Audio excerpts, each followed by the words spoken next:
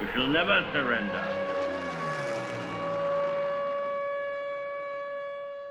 We know. This is where many draw the line. Reptilians are a controversial subject.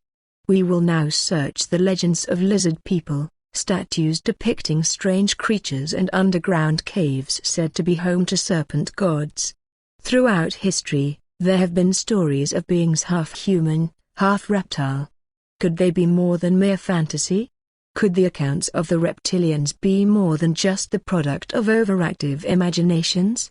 Ancient astronaut theorists say yes, and as evidence they point to the legends of serpent gods that can be found throughout the world. In South America, Quetzalcoatl, Kukulkan, they're always referenced as serpent gods. Even in Japan or ancient China we have these dragon emperors and dragon gods. One can find these stories of serpent gods all around the world. In addition to myths and legends passed down through oral history, early written texts also speak of serpent beings that were once present on Earth. The Bible speaks of a reptilian race, the seraphim. We read about them in the book of Isaiah. Some will interpret them as being the fiery ones, but the correct understanding is reptilian. The book of Genesis has a story about a serpent who tempts Eve, the first woman, by offering her the forbidden fruit from the tree of knowledge. It is understood, in ancient legend, that prior to God punishing the serpent was completely humanoid in character, and that this serpent was only one of a race of reptilian beings who served God. Even the reptilians throughout the Mediterranean and the Near East, there is a very strong belief linking snakes, skinks, lizards and other reptiles to supernatural or magical creatures, and in some cases, to the souls of ancestors. In the Quran there's a fascinating category of creatures known as the jinn. They were here before humans. They're a category unto themselves, not unlike angels. And at one point Iblis, the leader of the jinn, offended God, crossed him, was rebellious and was cursed like the serpents in the Garden of Eden and became earthbound, trapped on Earth for eternity, and they are here with us. Los Angeles, California, January 1934. The Los Angeles Times publishes an article entitled "Lizard People's Catacomb City Hunted," accounting the attempt by mining engineer G. Warren Shufelt to locate and excavate a maze of tunnels which he believed were beneath the streets of downtown Los Angeles. Warren Shufelt was a mining engineer and he invented a device that he called the radio X-ray to be used for gold mining, and this device could find tunnels underground. And he actually created a map of the tunnels. Warren Shufelt had a sit-down with an Indian medicine man in Arizona who told him there was a Hopi legend that there was 3 cities on the Pacific coast that were completely underground. The story goes that 5,000 years ago, there was a meteor shower, and these lizard people sought refuge underground. They dug these tunnels, and one of the network of tunnels was under the city of Los Angeles. According to the legend, the lizard people carved out vast chambers large enough to house 1,000 families, using advanced technologies, such as a mysterious chemical that could easily bore through bedrock. Shufelt obtained permission from the city and began digging to try and reach the vast tunnel system.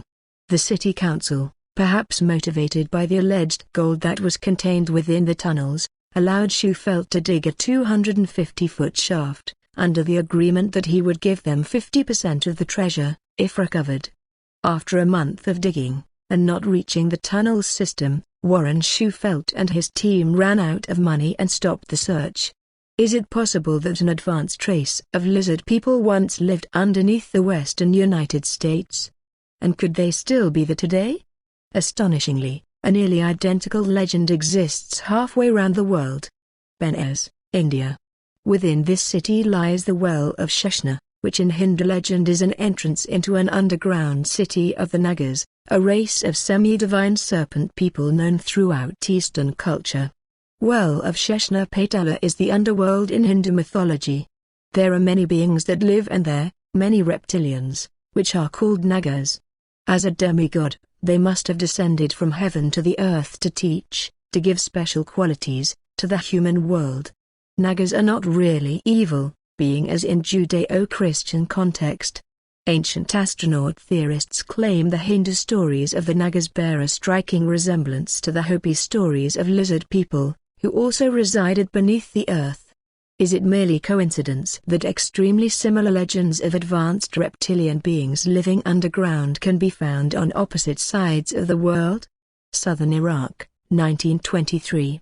British archaeologist Sir Leonard Woolley leads an excavation to uncover the remains of one of the oldest agricultural communities in the world, the Ubaid culture, which dates back to 5900 BC. Among the remains, they discover some unusual clay artifacts. Strange, because they don't really look human. They have the facial features of what seems to be reptiles. Is it possible that the Sumerians were depicting a race of beings that were living among them at the time? Mainstream scholars have debated the meaning of the statues since their discovery, thinking, perhaps, they were Sumerian gods. However, ancient astronaut theorists believe the statues could have a different meaning. They look very much like some kind of reptilian extraterrestrial. And they're breastfeeding children and doing very normal human things that you wouldn't think that gods would necessarily be doing. Clay figurines with reptilian-looking heads, Ubaid period 5900 BC 4000 BC at the National Museum of Canada. Paleontologist and curator of vertebrate fossils, Dale Russell, in 1982 publishes a thought experiment based on the trend toward larger brain sizes and the upright posture of dinosaurs.